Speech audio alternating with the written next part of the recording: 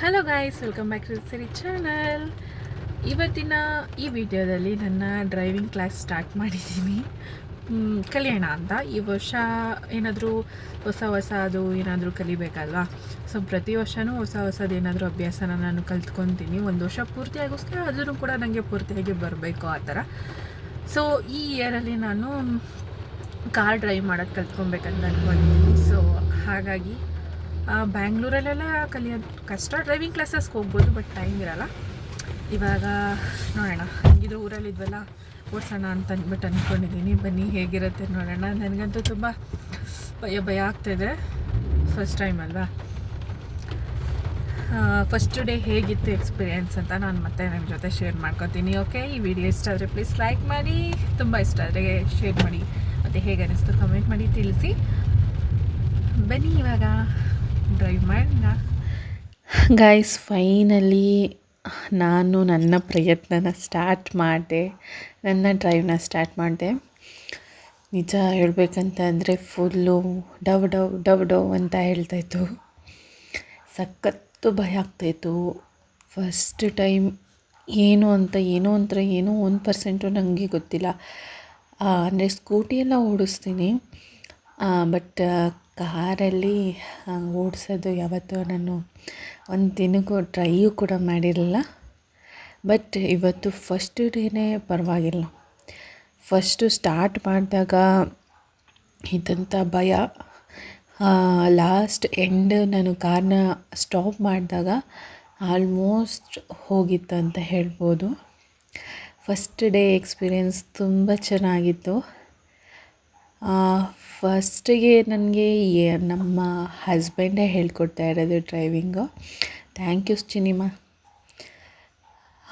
ನಾನು ಏನೇ ಒಂದು ಹೊಸದಾಗಿ ಕಲಿತೀನಿ ಅಂದ್ರೂ, ಮಾಡ್ತೀನಿ ಅಂದ್ರೂ ನೀನು ನನಗೆ ತುಂಬ ಚೆನ್ನಾಗಿ ಸಪೋರ್ಟ್ ಮಾಡ್ತೀಯ. ಲೈಫ್ ಲಾಂಗ್ ಇದೇ ರೀತಿ ಸಪೋರ್ಟ್ ಮಾಡ್ತಾಯಿರೋ, ಅಷ್ಟೇ ನಾನು ನಿನ್ನಲ್ಲಿ ಕೇಳೋದು.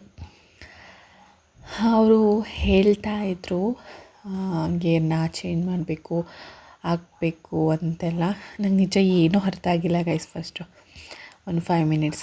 ಆದ್ರೂ ಮತ್ತೆ ಪದೇ ಅದನ್ನೇ ಒಳ್ಳೆ ಚಿಕ್ಕ ಮಕ್ಕಳು, ನರ್ಸರಿ ಮಕ್ಕಳಿಗೆ ಪಾಠ ಹೇಳೋ ಥರ ಹೇಳ್ಕೊಟ್ರು.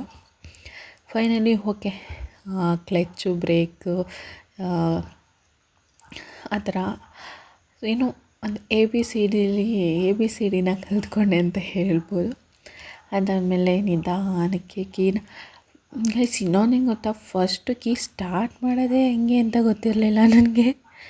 ನನ್ನ ಮಗ ಅಂತಲೂ ಕಾರ್ ಕೀ ಸ್ಟಾರ್ಟ್ ಮಾಡ್ತಾನೆ, ನಾನು ಒಂದು ಸಲನೂ ಸ್ಟಾರ್ಟೇ ಮಾಡಿರಲಿಲ್ಲ. ಸೊ ನಂಗೆ ಹಂಗಾಗಿ ಕಾರ್ದು ಸ್ಟಾರ್ಟ್ ಮಾಡೋಕ್ಕೇ ಕೀ ಸ್ಟಾರ್ಟ್ ಮಾಡೋಕ್ಕೇ ಬಂದಿರಲಿಲ್ಲ.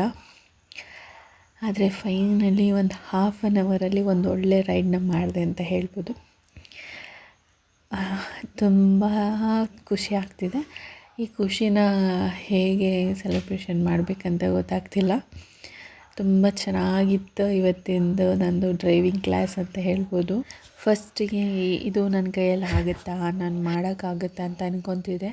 ಬಟ್ ಮಾಡಬೇಕು ಅಂತ ನಾವು ಪ್ರಯತ್ನ ಪಟ್ಟರೆ ಯಾವುದೂ ಅಸಾಧ್ಯ ಆಗಿರೋದಿರಲ್ಲ. ಸೊ ಪ್ರಯತ್ನ ಅನ್ನೋದು ನಾವು ಪಡಬೇಕು. ಹಾಗಾಗಿ ಈ ವರ್ಷದ ಈ ಒಂದು ಒಳ್ಳೆಯ ಅಭ್ಯಾಸನ ನಾನು ವರ್ಷದ ಕೊನೆಯಷ್ಟರಲ್ಲಿ ಫುಲ್ ಕಂಪ್ಲೀಟ್ ಮಾಡ್ಕೊಬೇಕು.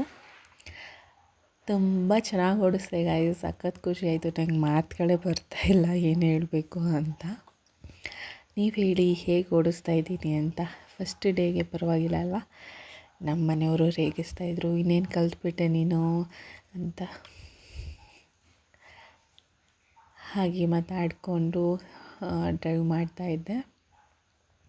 ಬಟ್ ಫಸ್ಟು ಒಂದು ಸಲ ನಾನು ಬ್ರೇಕ್ ಹಾಕಿದೆ ನೋಡಿ, ನಮ್ಮ ಮನೆಯವ್ರಿಗೆ ಜೀವ ಬಾಯಿಗೆ ಬಂದುಬಿಟ್ಟಿತ್ತು.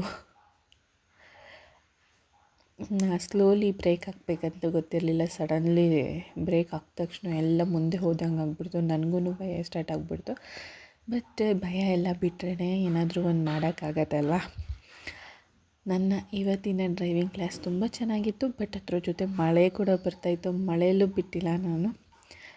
ಇವಾಗ ಒಂದು ಸ್ವಲ್ಪ ಮಟ್ಟಿಗೆ ನನಗೆ ಏನೇನೆಲ್ಲ ಇರುತ್ತೆ, ಹೇಗೆ ಮಾಡಬೇಕು ಅನ್ನೋದು ತಿಳ್ಕೊಂಡಿದ್ದೀನಿ. ಮುಂದಿನ ದಿನಗಳಲ್ಲಿ ಇದನ್ನೇ ಅಭ್ಯಾಸ ಮಾಡ್ತಾ ಹೋದರೆ ಆರಾಮ್ಸೆ ಕಲ್ತ್ಕೊತೀನಿ ಅಂತ ಅನ್ಕೋತೀನಿ. ಇವಾಗ ನೆಕ್ಸ್ಟು ಇದೆಲ್ಲ ಆದಮೇಲೆ ಗೇರ್ ತಗೊಳ್ಳೋದು ಅದನ್ನೆಲ್ಲ ಕಲ್ತ್ಕೊಬೇಕು. ಪರವಾಗಿಲ್ಲ, ನಿಧಾನಕ್ಕೆ ಕಲ್ತ್ಕೊಳ್ಳೋಣ ಬಿಡಿ. ಹೀಗೆ ನೀವು ಏನಾದರೂ ಹೊಸ ಪ್ರಯತ್ನನ ಪಡ್ತಾ ಇದ್ದರೆ ನಿಮ್ಮ ಲೈಫಲ್ಲಿ ನಿಮಗೂ ಚೇಂಜಸ್ ಆಗ್ತಾಯಿದ್ರೆ ಲೈಫ್ ತುಂಬ ಚೆನ್ನಾಗಿರುತ್ತೆ. ಯಾಕಂದರೆ ಯಾವತ್ತೂ ನಾವು ಯಾರ ಮೇಲೂ ಡಿಪೆಂಡ್ ಆಗಬಾರ್ದು. ಅದು ನನ್ನ ಒಂದು ಅನಿಸಿಕೆ. ನಾನು ಯಾವುದೇ ವಿಷಯದಲ್ಲೂ ಅಷ್ಟೇ ಬೇರೆಯವ್ರ ಮೇಲೆ ಡಿಪೆಂಡ್ ಆಗಬಾರ್ದು ಅಂತ ನಾನು ಅಂದ್ಕೊತೀನಿ. ಒಟ್ಟಿನಲ್ಲಿ ನನ್ನ ಆಸೆ ಕೂಡ ನೆರವೇರ್ತಿದೆ. ಸೊ ನಾನಂತೂ ತುಂಬ ಖುಷಿಯಾಗಿದ್ದೀನಿ. ಗೈಸ್, ಇದೇ ರೀತಿ ನನಗೆ ಸಪೋರ್ಟ್ ಮಾಡ್ತಾಯಿರಿ. ಸಬ್ಸ್ಕ್ರೈಬ್ ಮಾಡ್ಕೊಳ್ದೆ ಏನಾದರೂ ನನ್ನ ಚಾನಲ್ ನೋಡ್ತಿದ್ರೆ ಸಬ್ಸ್ಕ್ರೈಬ್ ಮಾಡ್ಕೊಳ್ಳಿ. ಸೊ ಇನ್ನು ಮುಂದೆ ನಿಮಗೆ ಒಳ್ಳೆ ವೀಡಿಯೋಸ್ನ ಬರುತ್ತೆ. ಸೊ ನೋಡಿ, ಇಷ್ಟ ಆದರೆ ಲೈಕ್ ಮಾಡಿ, ಶೇರ್ ಮಾಡಿ, ಕಮೆಂಟ್ ಮಾಡಿ. Bye. Thank you for watching. Keep support me.